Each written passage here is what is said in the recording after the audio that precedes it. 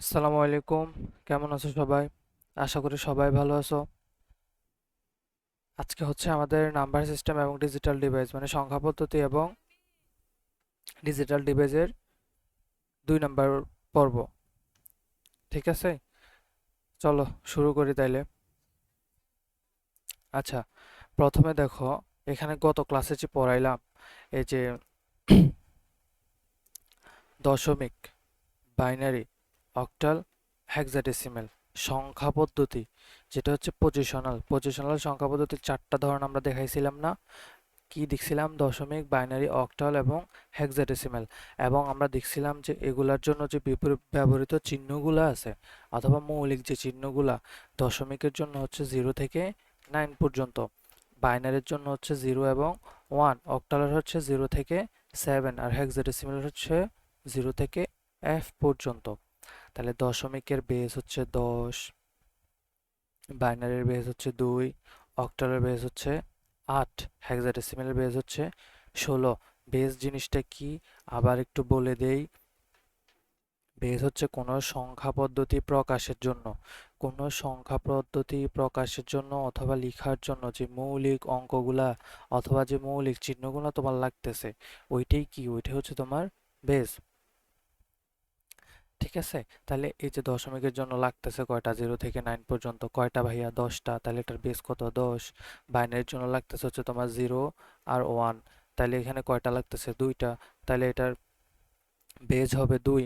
তারপর হচ্ছে octal, octa জন্য লাগতেছে তোমার 0 থেকে 7, তার মানে 8টা। তাহলে বেস হচ্ছে 8। তারপর হেক্সাডেসিমেল, হেক্সাডেসিমেল লাগতেছে 0 থেকে F পর্যন্ত, যেখানে A হচ্ছে 10 নাম্বার, B হচ্ছে 11 নাম্বার, C হচ্ছে 12, D হচ্ছে 13, ই হচ্ছে 14 এবং এফ 15 নাম্বার। ঠিক আছে, তাহলে 0 থেকে 15 পর্যন্ত কতটা? 16টা। বুঝছো? ওকে, আর এর পাশে কিছু উদাহরণ দেয়া আছে। আচ্ছা, এটা লেখার নিয়মটা হচ্ছে এভাবে, তুমি নিচে বেসটা দিতে হবে। যেমন এটা হচ্ছে বাইনারির সংখ্যা, বাইনারির মধ্যে যে 0 1 ছাড়া আর কিছুই দেখবা না তুমি, 0 আর 1 ছাড়া কিছুই দেখবা না, কারণ বাইনারির জন্য তো আমার মৌলিক চিহ্নই আছে 2টা, এর বেশি কেমনে দেখবা তুমি? তারপর দশমিকের মধ্যে তো 0 থেকে 9 পর্যন্ত আছে, তাহলে এটা হচ্ছে দশমিকের। আর যে অক্টালের ভাইয়া, অক্টালের সর্বোচ্চ সংখ্যাটা কত এখানে আছে দেখো তো। সর্বোচ্চ সংখ্যা বলতে আমি বুঝাইতে চাইতেছি যে মৌলিক চিহ্নগুলো আছে ওইখানে সর্বোচ্চটা কত আছে? 7। তাহলে তুমি অক্টালের সংখ্যার মধ্যে সর্বোচ্চ 7ই দেখবা, 8 কিন্তু তুমি দেখবা না। বুঝছো? 8 কিন্তু তুমি দেখবা না, কারণ অক্টালের 8 মানে হচ্ছে 10। এই যে দেখো, অক্টালের 8 মানে কত? অক্টালের 8 মানে হচ্ছে 10। আর এটা হচ্ছে ভাইয়া তোমার হেক্সাডেসিমেল। আর এখানে বি মানে কত? বি মানে হচ্ছে 11। বুঝছো? আর এগুলো হচ্ছে কি? বেস। আচ্ছা, তো চলো তাহলে এবার সংখ্যাগুলা কেমনে লিখছে এটা একবার দেখি নাকি। এই যে দশমিকেরটা তো আমরা যেটা অ্যাজ ইউজুয়াল ইউজ করি, 0 1 2 3 4 5 6 7 8 9। তাহলে 9 পর্যন্ত তো ভাইয়া আমার দশমিকের মধ্যে সবগুলা অঙ্ক আছে। এরপরে গিয়ে, আচ্ছা কালারটা চেঞ্জ করে, এটা দেখা যেতেছে না মনে হয়। এটা কিরকম দেখা যায়? আচ্ছা, এটা একটু দেখা যায়। তাহলে দেখো, এখানে 0 থেকে 9 পর্যন্ত আছে দশমিকে, 10 কিন্তু নাই। এখানে কি 10টা দেওয়া আছে? 10 কি আছে? 10 তো নাই, তাহলে 10 কেমনে হয়েছে? এখানে 10 কই থেকে আসছে? 10 কই থেকে আসছে? 10 আসছে হচ্ছে এই যে তোমার 9 এর পাশে যে শূন্য ছিল একটা, 8 এর পাশে যে শূন্য ছিল, 7 এর পাশে যে শূন্য ছিল, এই শূন্যর যে ঘরটা, এই শূন্যর ঘরটাকে 1 আমি বাড়াই দিলাম। এই যে 1 বাড়াই দিছি এখানে, তাহলে 1 বাড়াই দিছি। তারপরে তুমি আবার যে তোমার মৌলিক অঙ্কগুলো আছে ওগুলো তুমি আবার রিপিট করবা, এই যে 0 1 2 3 4 5 6 7। বুঝছো? এই যে, তারপরে ধরো তুমি, ধরো এখানে কত পর্যন্ত আছে? 17 পর্যন্ত আছে। ধরো তারপর 18 লিখলা, তারপর কি লিখছো? 19। তারপরে যে কেমনে 20 আসবে ভাইয়া? তারপর 20 কেমনে হবে? এখানে তুমি 9 এর পরে কি আর কিছু লিখতে পারতেছো? পারতেছো না। তাহলে তোমার যে পাশের ঘর আছে, পাশের ঘরের সংখ্যাটা দেখো তো বাড়াইতে পারো কিনা। পাশের ঘরের সংখ্যা যদি বাড়ানো যায়, দেখো এই যে এখানে পাশের ঘরে কত আছে এক, তাহলে একের পরে কি দুই আমরা লিখতে পারবো দশমিকে? লিখতে পারবো, এই কারণে এখানে দুই তো আমার আছে, দুই তো মৌলিক অঙ্কের মধ্যে আছে। তাহলে এই যে একের পরে এক বাড়াই দুই লিখলাম, তারপর দুই লেখার পরে আবার তোমার সেম ভাবে তুমি মৌলিক অঙ্কগুলা রিপিট করতে পারবা। এই যে তারপরে জিরোর পরে ওয়ান, ওয়ানের পরে টু লিখলাম, টু এর পরে থ্রি লিখলাম, থ্রির পরে ফোর লিখলাম, বুঝছো? তারপরে ফাইভ। এবার ধরো 99-এর মধ্যে আসছো, ঠিক আছে? 99-এর মধ্যে আসছো, আসার পরে কি হবে? তুমি এই নয়কে বলবা তোমার শেষ সংখ্যা যেটা আছে ওইটাকে তুমি এক বাড়াও, কিন্তু নয় দেখতেছে আমিও আর এক বাড়াইতে পারতেছি না। তারপরে কি এই যে পাশে যে শূন্য আছে আবার পাশের ঘরে যাবে, কি দেখবে এখানে তো শূন্য, এখানে তো এখনো বাড়ে নাই, তাহলে এই শূন্যকে কি করে দিবে? এক করে দিবে। আর যে নয় আছে এগুলা এখন কি হয়ে যাবে? যে একের পাশে শূন্যটাকে আমরা আবার শূন্য থেকে শুরু করে রিপিট করব, ঠিক আছে? এই তো, এটাই হচ্ছে দশমিক পদ্ধতির। এবার দেখো বাইনারিটা দেখাই। বাইনারির মধ্যে মৌলিক অঙ্কই হচ্ছে দুইটা, জিরো আর ওয়ান, জিরো আর ওয়ান। তাহলে তুমি যে 3 নাম্বার সংখ্যাটা লিখতে যাবে এখানে 10, এটা কেমনে হয়েছে? 3 নাম্বার সংখ্যা যে তুমি লিখতে যাবে, 3 কি তোমার এখানে আছে? নাই তো। তাইলে তুমি 3 কিভাবে লিখবে? আচ্ছা, কালার গুলা মনে হচ্ছে আমার দেখা যাইতেছে না ভালো মতো, লালটাই দেই নাকি? আচ্ছা, তাইলে এখানে এই যে 10, এই যে এক, একের পাশে একটা শূন্য আছে না বা পাশে, তাহলে এই শূন্যটাকে যদি আমি বাড়াই দিই, বাড়াই দিলে কত হয়ে যাবে? এক হয়ে যাবে না? তাহলে এক হওয়ার পরে আবার তো আমি যে মৌলিক অঙ্কগুলো আছে ওইগুলো আবার রিপিট করতে পারবো। তাহলে এই যে জিরো লিখলাম, তারপর আবার এক লিখলাম। এবার আবার এখানে এসে দেখো, এখানে এসে দেখো তো কি হয়েছে? এখানে এসে দুইটাই এক হয়ে গেছে, দুইটাই কি হয়ে গেছে? এক হয়ে গেছে। তাহলে দুইটাই যখন এক হয়ে গেছে, তখন আবার এ ওকে বলবে যে তুমি এক বাড়াও, এক বলবে, আমি তো আর পারতেছি না বাড়াই দিয়ে। তারপরে এ আবার পাশের ঘরের সাহায্য নিবে, পাশের ঘরে কত আছে? জিরো, তাহলে এই জিরোকে আবার এক বাড়াই দিবে। তারপর আবার আমি মৌলিক অঙ্কগুলা রিপিট করব, জিরো, ওয়ান, এভাবে, ঠিক আছে? বুঝছো বাইনারিটা? বুঝছো? আচ্ছা, এবার দেখো অক্টালেরটা যাই, হ্যাঁ। অক্টালে তোমার কত পর্যন্ত আছে? অক্টালে আছে 7 পর্যন্ত, তাহলে তুমি 7 পর্যন্ত আরামসে লিখতে পারবা। এই যে 7 পর্যন্ত লিখা শেষ। তারপর আবার সেম ভাবে 7 এর পাশে একটা কি আছে? জিরো আছে। তাহলে জিরোকে আমরা বাড়াই কি করতে পারবো? এক করতে পারবো। তারপর আবার ওয়ান থেকে, সরি, জিরো থেকে 7 পর্যন্ত রিপিট করতেছে। এবার আবার দেখো 7 এর পরে এটা আছে এক, তোমাকে এখন বলবে যে এক, তুমি তোমার এক বাড়াও। তাহলে সে এখন কি হয়ে গেছে? দুই। সে এখন কি হয়ে গেছে? দুই হয়ে গেছে। সে আবার এখন এগুলা কি করবে? রিপিট করতেই থাকবে, বুঝছো? এভাবেই সংখ্যাগুলা লিখা হয়। তারপর হচ্ছে হেক্সাডেসিমেল। হেক্সাডেসিমেল তো তোমার ভাইয়া 15 পর্যন্ত দেয় আছে এখানে। এই মানে হচ্ছে কত? 10, বি মানে 11, সি মানে 12, ডি মানে 13, ই মানে 14, আর এফ মানে 15, ঠিক আছে? তারপরে এই যে এফ এর পাশে একটা কি আছে? জিরো আছে। জিরোটাকে আবার বাড়াইছি, বাড়ানোর পরে কি হয়েছে? এক হয়েছে। তাহলে এই যে আবার আমি কি করব? এই যে মৌলিক চিহ্নগুলো আছে এগুলাকে কি করব? রিপিট করব। তাহলে যে জিরো থেকে ওয়ান হয়েছে, ওয়ান থেকে আবার টু হবে, টু থেকে থ্রি হবে। আচ্ছা, এখানে যদি আমি এবার ওয়ান এফ লিখি, ওয়ান এফ মানে কি? এফ মানে কি? এফ মানে তো হচ্ছে 15, তাহলে 15 পরে কি 16 লিখতে পারবা? পারবা না। তাহলে এই এফ কি করবে? এফ বলবে তুমি এক রে, একের কাছে যাও এবং এককে বলো যে আরো এক বাড়াই দিতে। এক বাড়াই দিলে কি হয়ে যাবে? টু হয়ে যাবে, ঠিক আছে না? তাহলে টু হয়ে যাওয়ার পরে আবার তুমি মৌলিক অঙ্কগুলা রিপিট করবা, আবার তুমি কি করবা? মৌলিক অঙ্কগুলা রিপিট করতে থাকবা। তাহলে তুমি এরকম করতে করতে যদি ধরো কি, এই যে যদি নাইন এফ এ চলে আসো তাহলে তুমি কি করবা? নাইন এফ এ যখন আসবা তখন তুমি কি করবা? এই যে এফ কে বলবা তুমি কি বাড়াইতে পারতেছো? সে বলবে না, আমি তো আর বাড়াইতে পারতেছি না। তাহলে তুমি পাশের ঘরে যাও, পাশের ঘরে যাই নয়কে বলো, তাহলে নয় কি করবে? এক বাড়াই দিবে। তাহলে নয় এক বাড়ানোর পরে কি হবে? এ, এ হবে না, কারণ নয়ের পরে তো 10, তা 10 মানে হেক্সাডেসিমেলে কত? এ। 10 মানে হেক্সাডেসিমেলে হচ্ছে এ। তাহলে এই যে এ লিখবা, তারপরে আবার জিরো থেকে শুরু হবে।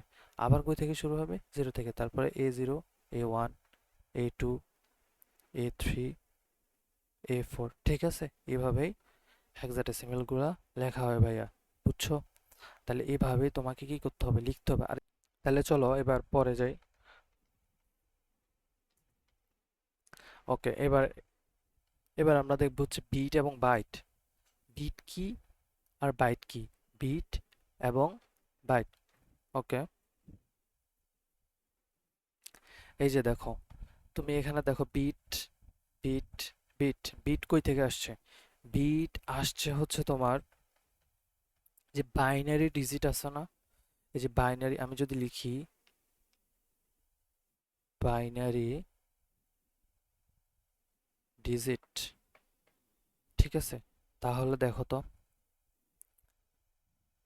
দেখো তো, এই যে বাইনারির সামনে যে বি আর ডিজিটের যে আইটি, এই যে বি আর এখানের আইটি মিলে হচ্ছে কি বিট। তাহলে তুমি এবার বলো তো বিট জিনিসটা কি? আমি এখানে বলেই দিলাম বাইনারি ডিজিট, বলো দেখি পারো কিনা। তাহলে বাইনারির মধ্যে যে মৌলিক দুইটা কি আছে, অঙ্ক অথবা চিহ্ন আছে, এই দুইটাই তো তোমার ভাইয়া বিট, এগুলাই তো বিট বলে।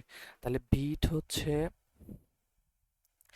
হচ্ছে বাইনারি সংখ্যা পদ্ধতিতে, আমি লিখে দিই, হ্যাঁ,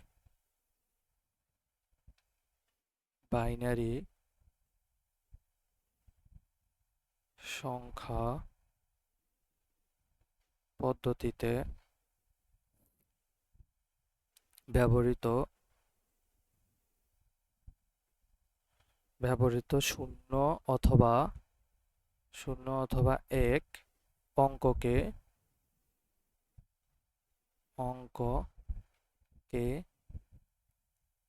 সংক্ষেপে কি বলে? সংক্ষেপে বিট বলে, সংক্ষেপে বিট বলে। আর এখানে যে বিটটা আছে, বিটকে প্রকাশ করা হয়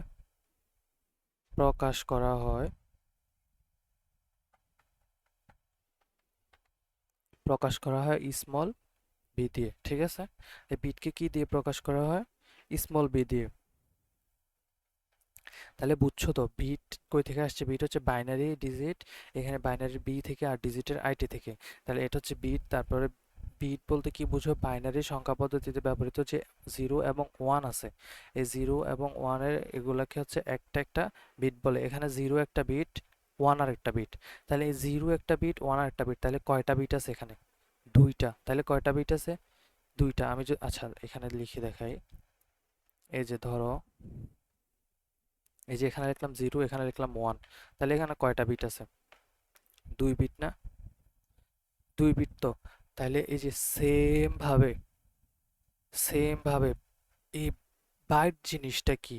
যখন আটটা বিট মিলবে বা একত্র হবে, আটটা বিটের সমন্বয়ে গঠিত হবে তোমার 8 বাইট। তাহলে এখানে বিট কি এবং বাইট কি আমরা তো বুঝছি নাকি?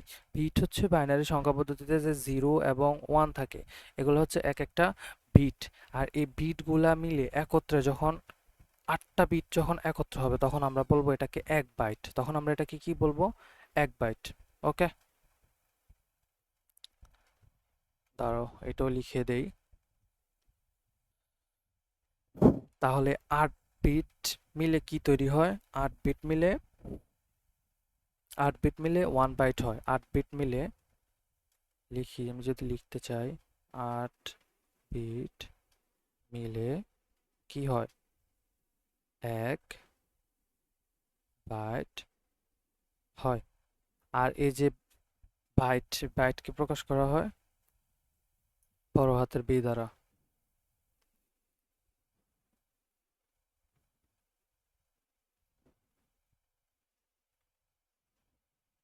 প্রকাশ করা হয় এই যে বি দ্বারা, ঠিক আছে?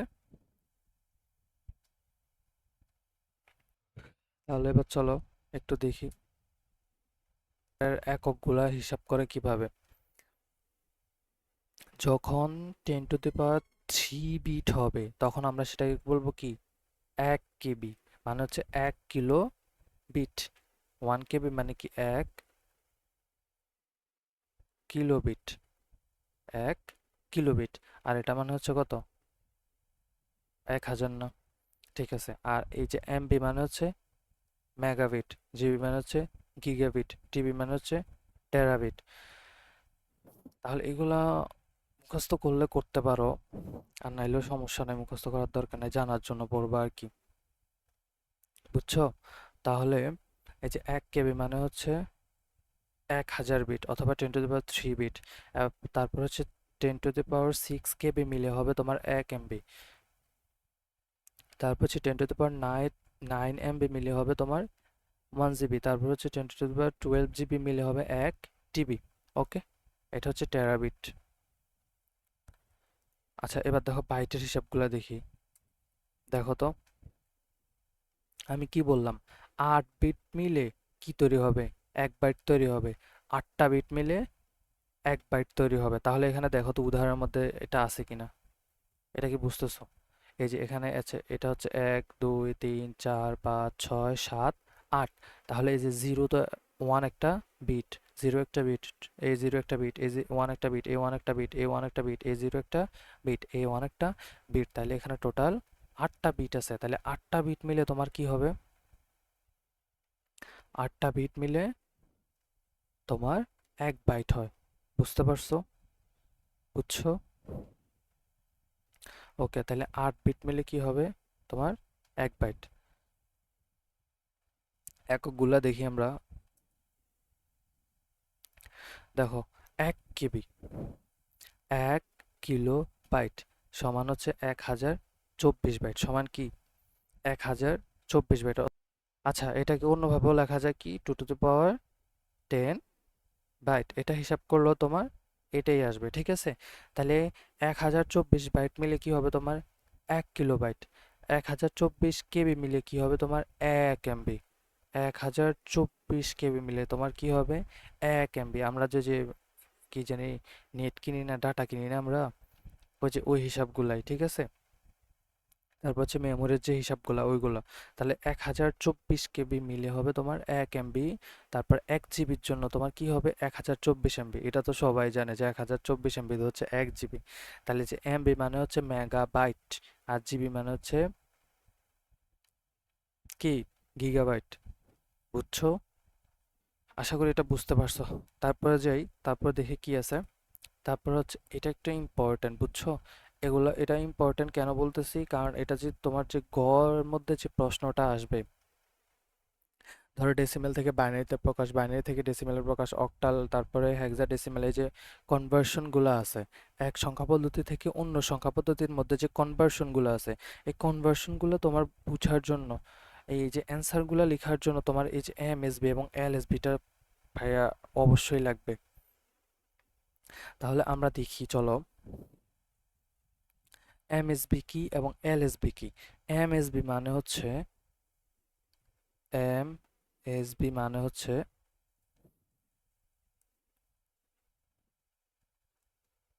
এমএসবি মানে হচ্ছে তোমার most significant bit. Most most significant bit, বুঝছো? আর যে এলএসবি আছে, এলএসবি হচ্ছে লিস্ট লিস্ট সিগনিফিকেন্ট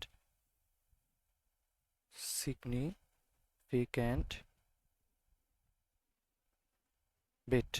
ওকে, তাহলে এই যে এমএসবি হচ্ছে মোস্ট সিগনিফিকেন্ট বিট, আর এলএসবি মানে হচ্ছে লিস্ট সিগনিফিকেন্ট বিট। তাহলে এটার বাংলাটা কি? এটার বাংলাটা বলতে তুমি কি বুঝো? তাহলে মোস্ট সিগনিফিকেন্ট মানে হচ্ছে যেটা বেশি গুরুত্বপূর্ণ। তাহলে বেশি গুরুত্বপূর্ণ এটা মানে কি? বেশি গুরুত্বপূর্ণ যে বিটটা আছে ওইটা হচ্ছে মোস্ট সিগনিফিকেন্ট বিট। আর যে লিস্ট সিগনিফিকেন্ট বিট এটা হচ্ছে কম গুরুত্বপূর্ণ। এটা কি? কম গুরুত্বপূর্ণ যে বিটটা আছে ওইটা। তাহলে এবার এটার কাজ কি? এটা কি বুঝেছে? দেখো, একটা উদাহরণ দিয়ে বুঝাই। রেডিক্স পয়েন্ট বুঝো?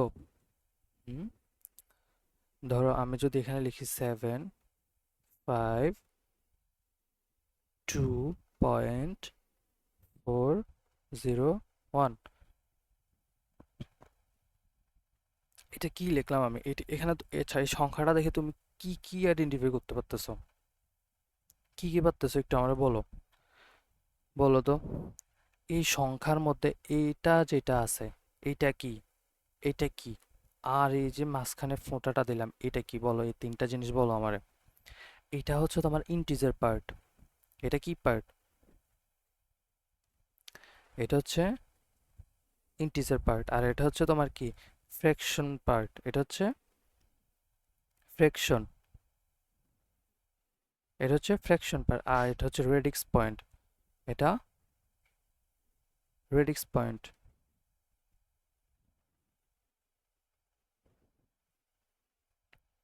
বুঝছো?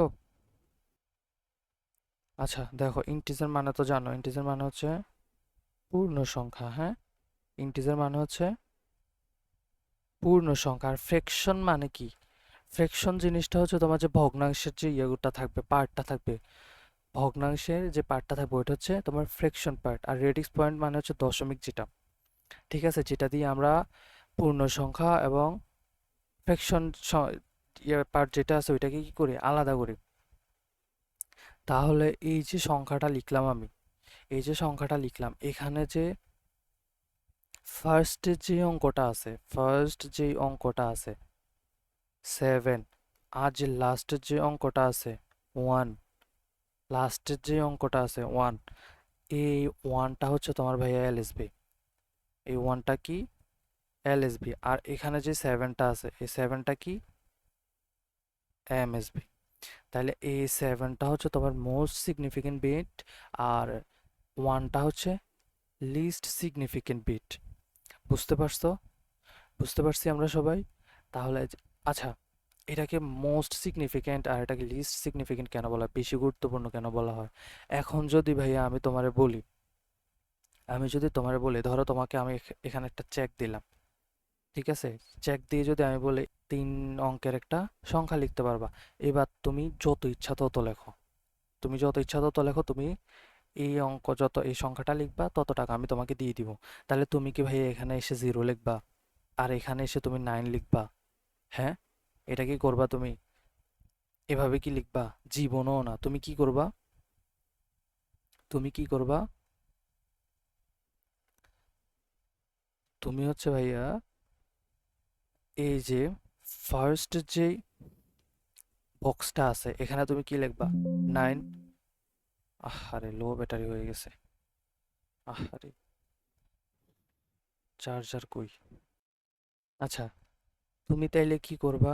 তুমি করবা কি, এখানে 9 বসাবা, এখানে 9 বসাবা, এখানে ধরো 0 বসাইছো, অথবা এখানে অন্য একটা সংখ্যা বসাইছো।